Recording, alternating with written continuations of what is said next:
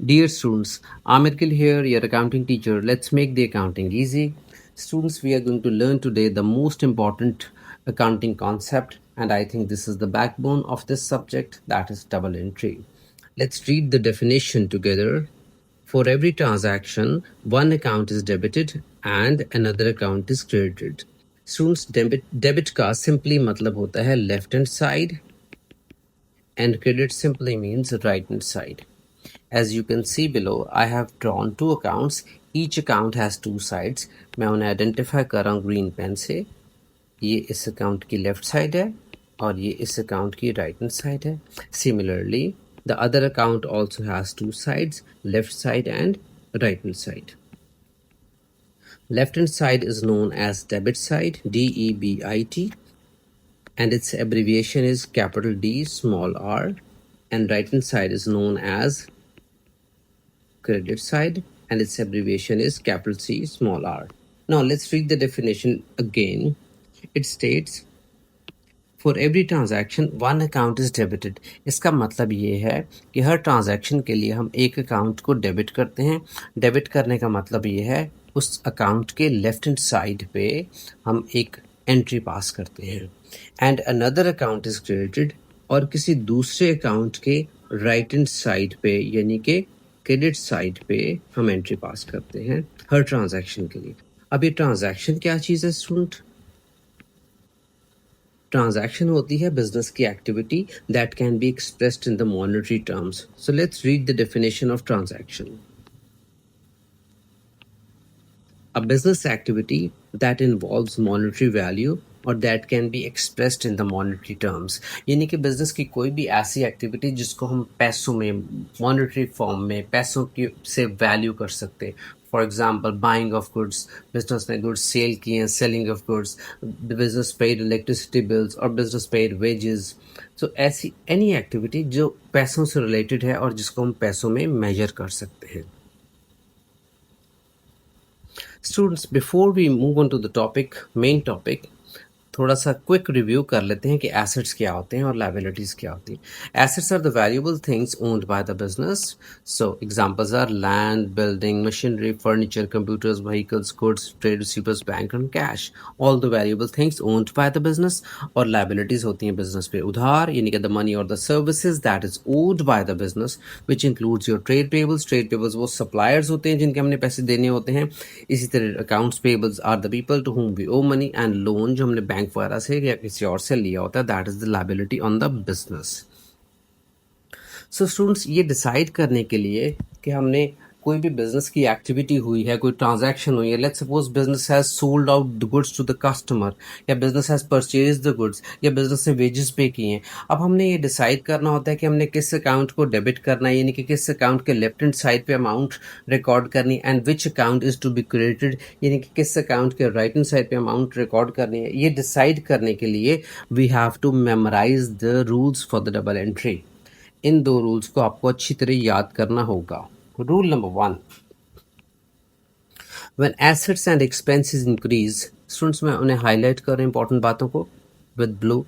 Asset और expenses, इन दोनों के लिए ये रूल है कि when they increase they are recorded on the debit side, यानी कि they are recorded on the left hand side, क्योंकि डेबिट का मतलब left side. And vice versa, यानी कि जब एसेट्स और बिजनेस डिक्रीज होंगे तो we are going to record them on the right hand side, यानी कि क्रेडिट साइड पे रिकॉर्ड करेंगे. मैं रिपीट कर रहा हूँ, जब भी बिजनेस के पास कोई एसेट ज़्यादा होगा, एसेट कौन से students? Again have a look at this short list of assets. Land, building, machinery, computers, cash, goods, inventory, ये सारे एसेट्स हैं. अगर बिजनेस के पास कोई एसेट इंक्रीज होगा तो बिजनेस उसे लेफ्ट हैंड साइड पे रिकॉर्ड करेगा. जैसे फॉर एग्जांपल बिजनेस को कहीं से कैश आया है, कैश मिला है, अगर कैश इंक्रीज होगा या बिजनेस ने कोई नई मशीनरी खरीदी है, asset of machinery will increase, तो बिजनेस का बुक कीपर उसे लेफ्ट हैंड साइड पे उस एसेट के नाम से अकाउंट ओपन किया जाएगा और उसे लेफ्ट हैंड साइड पे रिकॉर्ड करेगा. So recording the amount on the left hand side of any asset shows the increase in that asset. Vice versa, अगर एसेट्स डिक्रीज होते हैं तो हम उन्हें राइट हैंड साइड पे यानी कि क्रेडिट साइड पे रिकॉर्ड करते हैं. And same is the case with expenses. So दोनों एसेट और एक्सपेंसेस के लिए सेम रूल है. Let's move on to the rule number 2. Sorry by mistake मैंने इसे 1 लिखा हुआ है, it's rule number 2। When liabilities revenue and capital increase. So basically students, as I told you in the previous video, that accounting में जो कुछ हम पढ़ते हैं that can be categorized into 5 basic terms में हम उन्हें divide कर सकते हैं, which is asset, expenses, liability, revenue and capital. तो ये तीन जो बाकी बची हैं liabilities, revenue and capital, इन तीनों के लिए same rule है, when they increase they are recorded on the right hand side and when they decrease they are recorded on the left side, यानी कि डेबिट साइड पे रिकॉर्ड होते हैं। I'm going to read the definition again. When liabilities, revenue and capital increase, they are recorded on the right hand side.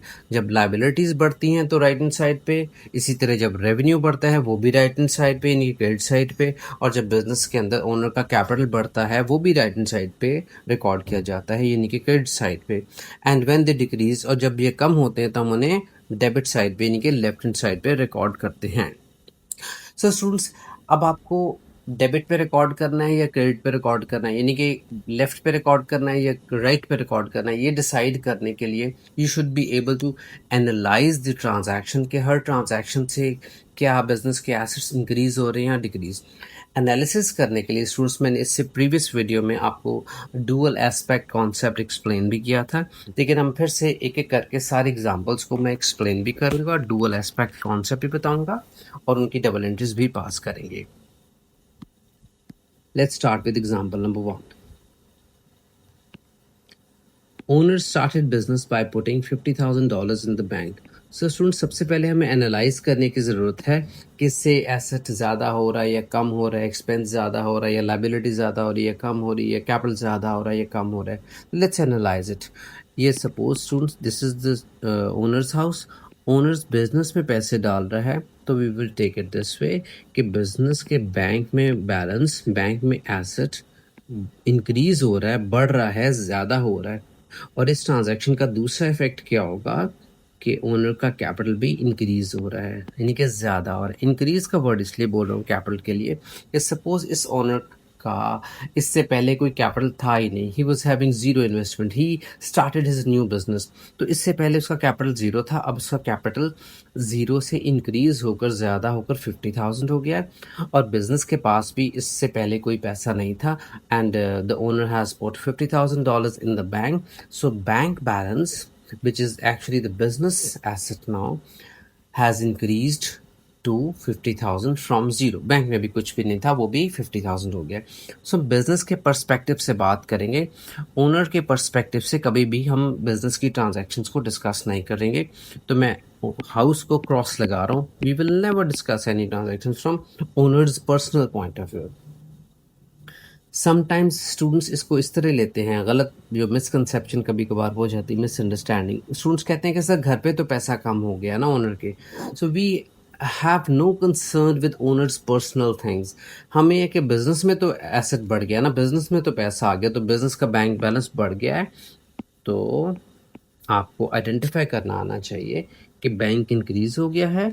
Bank किस category में आता है students? As I already shown you the list of assets, इसमें देखें bank भी business का asset है। So asset of bank has increased. और रूल देखते हैं जी, रूल नंबर 1 कहता है, read it carefully, when assets increase तो we record them on the left hand side. तो इसका मतलब है चूंकि बैंक ज़्यादा हो गया है तो हमने बैंक अकाउंट को डेबिट करना है। I am going to show it with DR। इस डेबिट की एब्रीविएशन DR होती है। सेकंड पे चलते हैं, ये जो कैपिटल पे बात कर रहा हूँ, चूंकि ओनर का कैपिटल इससे पहले नहीं था, अब उसने इन्वेस्टमेंट कर दी, तो हम कहेंगे ओनर का कैपिटल भी इंक्रीज हो गया। स्टूडेंट्स, रूल नंबर 2 देखिएगा ज़रा, मैं उससे रेड पेन से सर्कल कर देता हूँ कि when capital increases we record it on the right hand side. जब कैपिटल बढ़ता है तो हम उसे राइट हैंड साइड पे शो करते हैं। सो हमने कैपिटल के अकाउंट को राइट हैंड साइड पे यानी कि क्रेडिट साइड पे शो करना है, रिकॉर्ड करना है। So now we have to open 2 account. एक अकाउंट का नाम हम रखेंगे bank and the name of the other account is capital. अब बैंक के अकाउंट को डेबिट करना है। स्टूडेंट, डेबिट का मतलब क्या होता है? लेफ्ट हैंड साइड पे रिकॉर्ड करना है। तो बैंक के अकाउंट के लेफ्ट हैंड साइड पे अपने अमाउंट रिकॉर्ड करनी है 50,000, दैट्स इट। और दूसरी एंट्री हमने पास करनी है कैपिटल के अकाउंट में। और चूंकि कैपिटल इंक्रीज हुआ है, जब कैपिटल ज़्यादा होता है तो they recorded on the right hand side, यानी कि क्रेडिट साइड पे रिकॉर्ड करते हैं।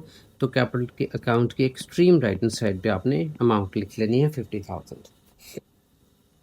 After you have passed the double entry, आपने क्या करना है? You have to write in detail, अपने क्रॉस रेफरेंस लिखना है। क्रॉस रेफरेंस का मतलब है you have to write the name of each others account.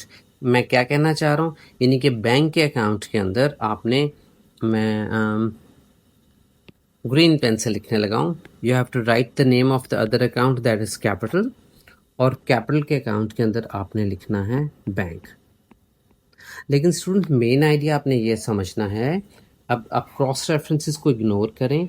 Main idea ये है कि डबल एंट्री आनी चाहिए आपको। So what is the double entry for this transaction?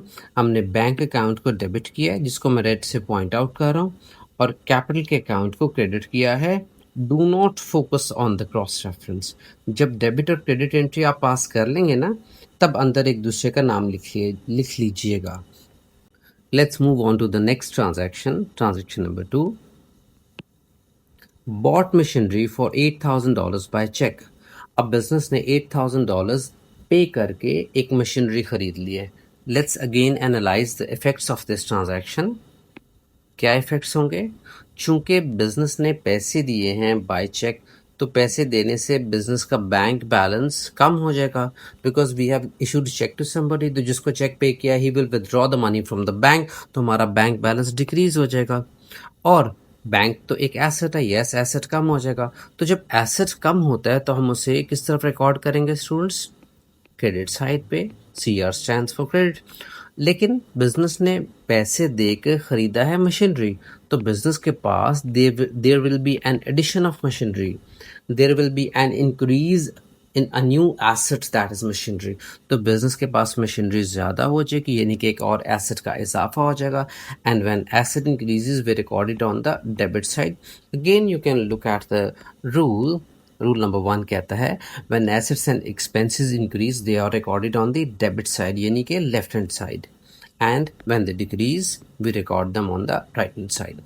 तो हमने बैंक के अकाउंट को क्रेडिट करना है और मशीनरी के अकाउंट को डेबिट करना है, क्योंकि मशीनरी ज़्यादा हो रही, एसेट्स ज़्यादा हो रहे हैं। So let's prepare two accounts. Machinery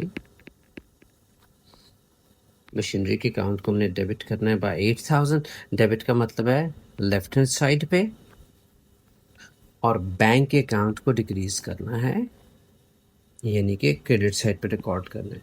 right hand side पे रिकॉर्ड करना एसेट इंडिकेशन है कि एसेट डिक्रीज हो रहा है। स्टूडेंट्स, डबल एंट्री पास करने के बाद प्लीज़ आपने क्रॉस रेफरेंस वाली बात लिखनी है, इसको मिक्स नहीं करना। Cross reference is the least important thing at this stage. Bank के अकाउंट के अंदर मशीनरी और मशीनरी के अंदर बैंक। आपने एंट्री यूं बोला करनी है। मेन आइडिया ये कि मशीनरी के अकाउंट को हमने डेबिट किया है, मैंने रेड से सर्कल भी कर दिया है, और बैंक के अकाउंट को हमने क्रेडिट कर दिया हुआ है। ठीक है। अब स्टूडेंट, इसमें बैंक का अकाउंट पहले भी बना हुआ था, ये तो सिखाने के लिए मैं दोबारा बैंक अकाउंट बना रहा हूँ। Although once you have already drawn bank account, you do not need to prepare it again। आपको करना ये चाहिए है कि आपने ये जो बैंक की एंट्री मैंने यहाँ पे रिकॉर्ड की है, मैं उससे ब्लू हाईलाइटर से पॉइंट आउट करने लगा हूँ। ये वाली एंट्री, ये आप प्रीवियसली ड्रॉन बैंक अकाउंट था, उसके राइट हैंड साइड पे यहाँ पे ये अमाउंट रिकॉर्ड कर सकते थे।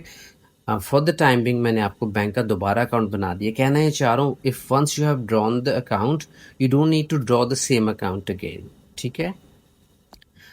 Let's move on to the third transaction. Bought furniture for $4,000 on credit from D Wilson।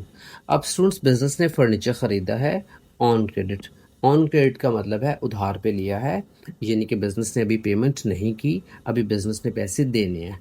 अब एसेट तो खरीद लिया, कमिटमेंट हो गई है, सो ट्रांजैक्शन हो गई है। बिजनेस फर्नीचर लेकर अपने बिजनेस प्लेस पर आ गया। सो बिजनेस के पास there is an addition of furniture, ज़्यादा हो गया एक और फर्नीचर।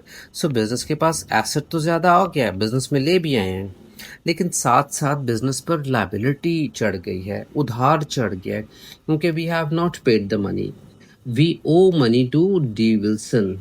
हमने इस बंदे के डी विल्सन के पैसे देने हैं, जिसे हम कहते हैं accounts payable.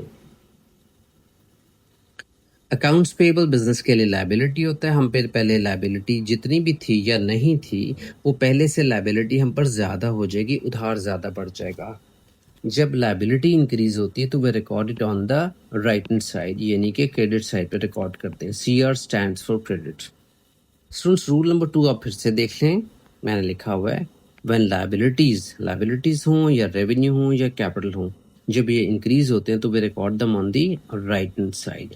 So students we owe money to D Wilson, जो कि हमारे लिए लायबिलिटी है। जब भी हम पे लायबिलिटी बढ़ती है तो उसे राइट हैंड साइड पे रिकॉर्ड करते हैं। और दूसरी तरफ हमारे पास फर्नीचर ज़्यादा और है, एसेट ज़्यादा ले आए, एक और ले आए हैं, तो हमारा एसेट ज़्यादा हो जाएगा, एसेट बढ़ेगा तो उसे लेफ्ट हैंड साइड पे यानी कि डेबिट साइड पे रिकॉर्ड करेंगे। Let's prepare account for furniture.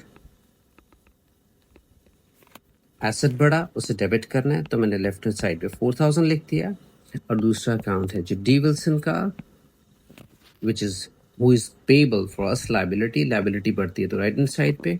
अब आपने डिटेल में क्रॉस रेफरेंस, डी विल्सन के अंदर यू शुड राइट फर्नीचर, और फर्नीचर के अकाउंट के अंदर आपने लिखना है D Wilson. That's it. Let's move on to the next transaction. Now we have bought goods on credit from A Simon for $1200. Students, goods में और बाकी चीज़ों में क्या फ़र्क था? अगर मैं कहता हूँ हमने मशीनरी ख़रीदी है या फर्नीचर ख़रीदा है, students machinery, furniture, land, building, गाड़ियाँ, मोटर व्हीकल्स, कंप्यूटर्स, इन सब बातों से, इन सब टर्म्स से ये जहन में आता है कि बिज़नेस ने वो एसेट्स ख़रीदे हैं which business has to use for a longer period of time. Business के लिए नॉन करंट एसेट होते हैं। लेकिन once you come across this term goods, तो गुड्स का मतलब होता है business has bought those things, those items which business intends to sell, यानी कि बिजनेस ने वो चीज़ें खरीदी हैं, खरीद के हम स्टॉक बिजनेस में ले आए हैं, जो कि हमने आगे कस्टमर को बेचनी होती हैं। जब बिजनेस गुड्स परचेज करता है तो स्टूडेंट्स आप उसके लिए एक अकाउंट बनाते हो जिसका नाम रखा जाता है परचेजेस। आपने हरगिज़ गुड्स के नाम से अकाउंट नहीं बनाना, आपने परचेज लिखना है। सो हमने गुड्स खरीदी हैं स्टूडेंट्स, हमारे पास गुड्स खरीदने से हमारे पास एसेट ज़्यादा हो जाएगा, पहले से गुड्स ज़्यादा हो जाएंगी, एसेट ज़्यादा होता है ना, यू नो वेरी वेल, तो हम उसे डेबिट करते हैं। तो आपने परचेजेस के अकाउंट में लेफ्ट हैंड साइड पे अमाउंट लिख देनी 1200। लेकिन we have bought these things on credit, उधार पे खरीदने की वजह से हम पे लायबिलिटी ज़्यादा हो गई है। स्टूडेंट्स जब हम पे लायबिलिटी ज़्यादा होती है तो हम उसे राइट हैंड साइड पे रिकॉर्ड करते हैं। जिस बंदे के हमने पैसे देने हैं, his name is A Simon. Who is this A Simon to our business? जिसके हमने पैसे देने होते हैं that is called trade payable. Trade payable मतलब हमने उसके पैसे पे करने हैं, which is the liability for the business. हम पे पहले से लायबिलिटी, अगर हम पे पहले कोई लायबिलिटी थी या नहीं थी, जितनी भी थी हम पर लायबिलिटी पहले से ज़्यादा हो जाएगी। जब भी बिजनेस पर लायबिलिटी इंक्रीज होती है तो they record it on the right hand side, यानी कि क्रेडिट साइड पे रिकॉर्ड करते हैं। So we have to open the account with the name A Simon. नाम लिखना स्टूडेंट्स इसलिए ज़रूरी है so that being book keepers और बीइंग अकाउंटेंट हमें पता होना चाहिए कि हमने किस ट्रेड पेएबल के, यानी कि किस पर्सन के या किस बिजनेस के हमने कितने पैसे देने हैं। So to keep a good record we should write the name of the person to whom we owe money. So हमने ए साइमन के अकाउंट को क्रेडिट कर देना है। इसकी डिटेल में यानी कि क्रॉस रेफरेंस में आप लिख देना है परचेजेस, और परचेजेस के अंदर आपने लिख देना है A Simon. Let's move on to the next transaction, transaction number 5। Sold goods on credit for $1700 to E Phillips. अब स्टूडेंट्स हमने गुड्स खरीदी नहीं है बल्कि हमने गुड्स बेची हैं। और ये गुड्स बेची हैं ऑन क्रेडिट, मतलब उधार पर बेची हैं। अब जिस बंदे को हमने, जिस पर्सन को, जिस बिजनेस को, ई फिलिप्स को उधार पर चीज़ें बेची हैं, उस बंदे से हमने पैसे लेने हैं। So we, I mean the business has to receive money from this person to whom we have sold out goods। अब उस बंदे से पैसे लेने हैं। सो स्टूडेंट्स, जिस रिसीवेबल से, जिस पर्सन से या बिजनेस से हमने पैसे लेने वाले होते हैं, that is called trade receivable. Receivables business के लिए एसेट होता है। अब एसेट कैसे, एक्चुअली वो पर्सन एसेट नहीं है, असल में the amount that we have receive, जो $1700 हमने उस बंदे से लेने हैं, that is our money, that is our asset which is at the moment with him. The amount that we have receive, this is our money, this is our asset. तो that is why हम इन receivables को, जिनसे पैसे लेने होते हैं, they come under the category of assets. So receivables यानी कि अमाउंट रिसीवेबल पहले से ज़्यादा हो जाएगी। ज़्यादा का मतलब यूँ, take it this way students, थोड़ी सी एग्जांपल दे रहा हूँ, लेफ्ट हैंड साइड पे देखें ज़रा। सपोज इसको गुड्स बेचने से पहले हमने वेरियस जो अदर कस्टमर्स थे, सपोज उनसे वी हैड टू रिसीव $2000 पहले से लोगों से लेने थे। Now we have sold goods on credit for $1700 to E Phillips, इसको भी चीज़ें बेच दी हैं। Now I have to, my business has to receive more money from people, so now my receivable amount has become 3700। पहले मैंने लोगों से लेने थे 2000, now I have to receive more money from customers, that is 3700। इसलिए हम कहते हैं रिसीवेबल अमाउंट पहले से ज़्यादा हो गई। तो जब रिसीवेबल्स ज़्यादा हो जाते हैं, रिसीवेबल्स बिजनेस के लिए एसेट होते हैं, जब ज़्यादा हो जाते हैं तो हम उन्हें, एसेट बढ़ता है तो उसे लेफ्ट हैंड साइड पे यानी कि डेबिट साइड पे रिकॉर्ड करते हैं। So what we have to do, we have to open the account with the title E Phillips. Receivable है उसको हम करेंगे डेबिट, अमाउंट है जी 1700। दूसरा इफेक्ट क्या होगा, we have sold our goods. Students, sales, how do businesses earn money, income कैसे कमाते हैं, by selling goods and services. So sales comes under the category of income. Sales is also known as revenue. Sales, revenue और income is one and the same thing. So by selling goods और services the income of the business increases. तो goods बेच कर ही हमारी income ज़्यादा होती है। तो जब इनकम ज़्यादा होती है तो हम उसे क्रेडिट साइड पे रिकॉर्ड करते हैं, यानी कि राइट हैंड साइड पे। Let's have a look at the rule number 2 again. Rule number 2 देखें, मैं उसे रेड हाईलाइटर से हाईलाइट कर रहा हूँ। रेवेन्यू, स्टूडेंट्स, जब रेवेन्यू इंक्रीज होता है तो हम उसे राइट हैंड साइड पे रिकॉर्ड करते हैं, क्रेडिट साइड पे। So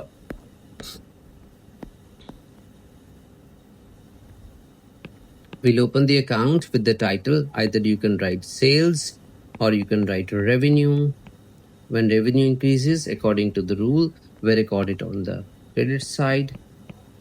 Now let's write the cross references. Sales में हम लिखेंगे E Phillips,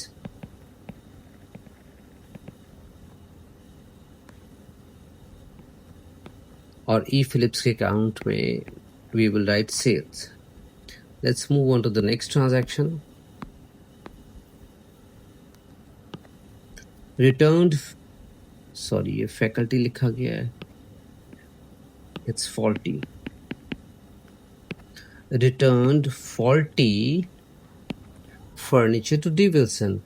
जो फर्नीचर हमने डी विल्सन से ख़रीदा था उसमें से कुछ फर्नीचर फॉल्टी निकला, and we return that furniture back to D Wilson, हमने उसे वापस कर दिया। इससे स्टूडेंट्स क्या होगा, फर्नीचर वापस करने से बिजनेस के पास फर्नीचर पहले से कम हो जाएगा। Suppose we had bought 20 chairs, उसमें से 2-3 चेयर्स ख़राब निकली और वो चेयर्स हमने वापस कर दी। वापस करने से हमारे पास फर्नीचर पहले से कम हो जाएगा। You know, furniture is an asset, asset कम हो जाएगा। एसेट जब कम होता है according to the rule, you know very well, हम उसे राइट हैंड साइड पे यानी कि क्रेडिट साइड पे रिकॉर्ड करते हैं। तो आपने क्या करना है, एक अकाउंट बनाना है जिसका नाम रखना है फर्नीचर, और उस अकाउंट को आपने क्रेडिट करना है 500। अब what about D Wilson, who is D Wilson to us, D Wilson का क्या है, लुक एट द अकाउंट, ये look at the D Wilson's account. D Wilson से हमने फर्नीचर खरीदा था on credit for $4,000। Look at transaction number 3। We had bought furniture from D Wilson for 4,000। हमने उसके पैसे 4,000 देने थे, हम पर लाइबिलिटी थी 4,000। अब हमने 4,000 में से ये ट्रांजैक्शन पढ़े 6th $500 का फर्नीचर उसे वापस कर दिया है। So out of 4,000 we have returned the furniture back to Wilson for 500. Now we owe him less money. हम पर लाइबिलिटी पहले से कम हो जाएगी, उधार कम हो जाएगा। And according to the rule जब लाइबिलिटी डिक्रीज होती है तो हम उसे डेबिट साइड पर रिकॉर्ड करते हैं। तो आपने डी विल्सन के अकाउंट को डेबिट करना है। स्टूडेंट्स में सिखाने के लिए ये वाला अकाउंट डी विल्सन का दोबारा बना रहा हूँ। Actually you don't need to draw this account again, वो पहले से डी विल्सन का अकाउंट बना हुआ है। आप ये 500 की एंट्री, ये मैं 3 क्रॉसेस लगा रहा हूँ, यहाँ पे आप ये एंट्री आपको करनी चाहिए। You don't need to draw the account again. ये मैं सिखाने के लिए नीचे जा रहा हूँ, नेक्स्ट दोबारा बना रहा हूँ डी विल्सन का अकाउंट। सो एनीवे आप फर्नीचर के अकाउंट के अंदर क्रॉस रेफरेंस लिखेंगे डी विल्सन, और डी विल्सन के अकाउंट के अंदर furniture. Next transaction, return goods for $200 to A. Simon. अब students you need to understand this is very important thing. Students बहुत ज़्यादा इसे मिक्स कर देते हैं। In the previous transaction number 6 आप देखें, we return faulty furniture D Wilson. हमने फर्नीचर वापस किया डी विल्सन को। 7th ट्रांजैक्शन में मैंने लिखा है we return goods to somebody to A. Simon। अब दोनों में रिटर्न किया गया है। अब फर्नीचर और गुड्स में बहुत ज़्यादा फ़र्क होता है स्टूडेंट्स। फर्नीचर एक नॉन करंट एसेट है, वो वापस किया है, और गुड्स आपकी इन्वेंट्री यानी कि करंट एसेट है। तो अगर हम फर्नीचर, कोई भी नॉन करंट एसेट अगर किसी को वापस करें ना, जो उससे ख़रीदा था, तो जो एसेट हम वापस कर रहे हैं, यानी कि अगर फर्नीचर वापस कर रहे हैं तो आपने फर्नीचर को क्रेडिट कर देना है। अगर आप किसी से मशीनरी खरीदी हुई वापस कर रहे हैं तो हमने मशीनरी के अकाउंट को क्रेडिट कर देना है। लेकिन जब आप गुड्स वापस करोगे तब आपने एक नया अकाउंट बनाना है जिसे कहते हैं परचेजेस रिटर्न, या that is called return outwards.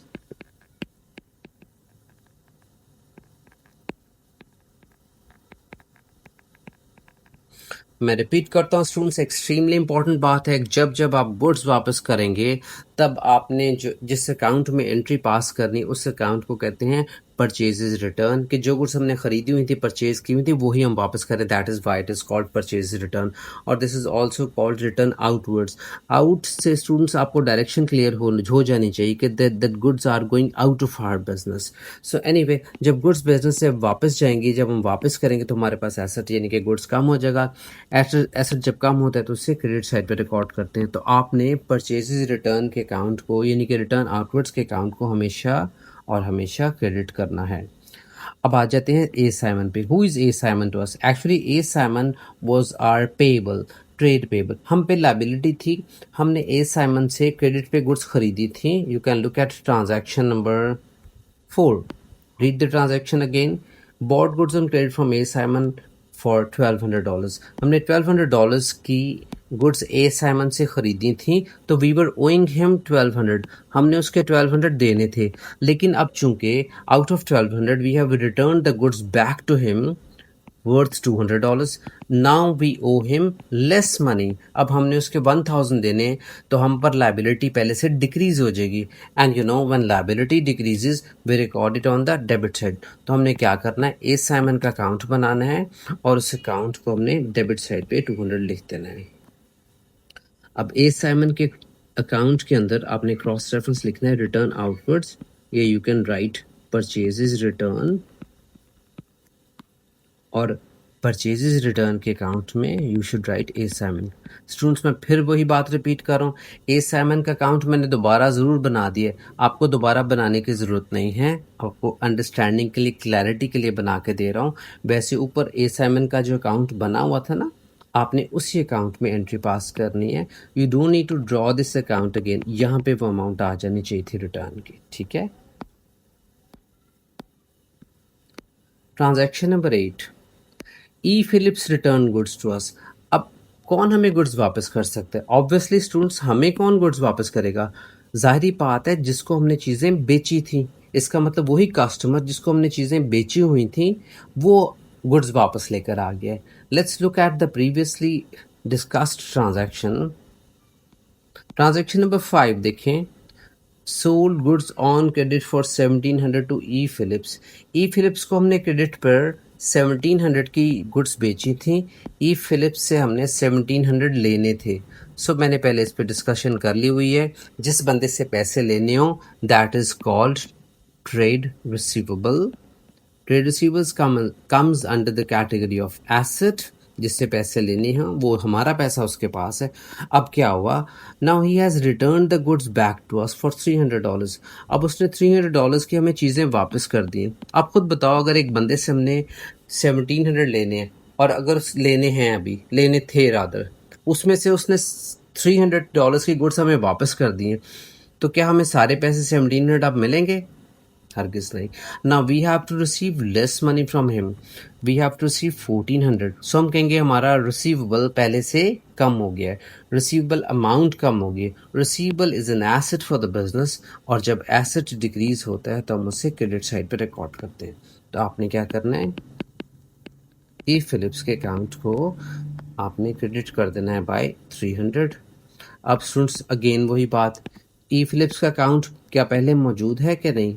It is already drawn. तो ये देखो बेटा, हम लोग ना ई फिलिप्स के अकाउंट, ये एंट्री मैं यहाँ पे भी कर सकता था। मैं समझाने के लिए फिर से कह रहा हूँ, रहता कर रहा हूँ। सो ई फिलिप्स के अकाउंट को क्रेडिट कर देंगे because our receivable has decreased. और दूसरी एंट्री क्या होगी, चूंकि हमारे पास गुड्स वापस आ गई हैं, गुड्स बिजनेस के लिए एसेट होता है, हमारे पास गुड्स ज़्यादा हो गई हैं, एसेट जब बढ़ता है तो उन्हें डेबिट करते हैं। अब इसका नाम अगेन नाम क्या रखना है, new term. You need to remember all these terms. जब कोई कस्टमर हमें गुड्स वापस करता है तो उससे कहते हैं सेल्स रिटर्न, कि जो गुड्स हमने सेल्स की हुई थी वो वापस आ गई हैं, या this is called return inwards. INWARDS। Inwards आपको डायरेक्शन कर देता है क्लियर कि goods are coming in to our business, so somebody has return the goods to us. तो हमने इस अकाउंट को डेबिट करना है बाय 300। सेल्स रिटर्न के अकाउंट के अंदर आपने क्रॉस रेफरेंस लिखना है ई फिलिप्स, और ई फिलिप्स के अकाउंट के अंदर आपने क्रॉस रेफरेंस लिखना है, ये डिटेल में लिखना है sales return. Let's move on to the next transaction. Sold old furniture on cash for 430। अब स्टूडेंट्स इस ट्रांजैक्शन में हमने फर्नीचर बेचा है। Again student, do not mix it with the selling of goods. Look at the transaction number 5 जिसमें लिखा था sold goods. जब हम गुड्स बेचते हैं, goods means the products that we buy with the intention to sell. For example, अगर हम shoes बेचते हैं या मोबाइल फ़ोन बेचते हैं, तो जो प्रोडक्ट हम बेचते हैं, मोबाइल फ़ोन कस्टमर आया उसे मोबाइल फ़ोन बेच दिए, उसकी एंट्री हम सेल्स के अकाउंट में करेंगे, which is our usual sales. लेकिन अगर हमारा पुराना एक एसेट था, नॉन करंट एसेट फर्नीचर, वो पुराना हो गया and we sold that asset out to somebody, तो आपने सेल्स के अकाउंट में एंट्री पास नहीं कर रही, आपने वापस उसी फर्नीचर के अकाउंट में एंट्री पास करनी है। सो फर्नीचर को करेंगे क्रेडिट बाय 430, एसेट कम हो गया, and against that we have received money. हमारे पास कैश आ गया है, कैश ज़्यादा हो गया है, कैश एसेट होता है, एसेट बढ़ता है तो डेबिट करते हैं।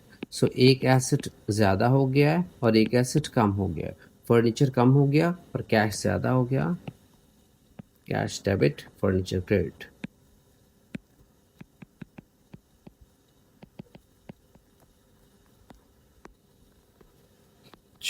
That's it. I hope that you have liked the video.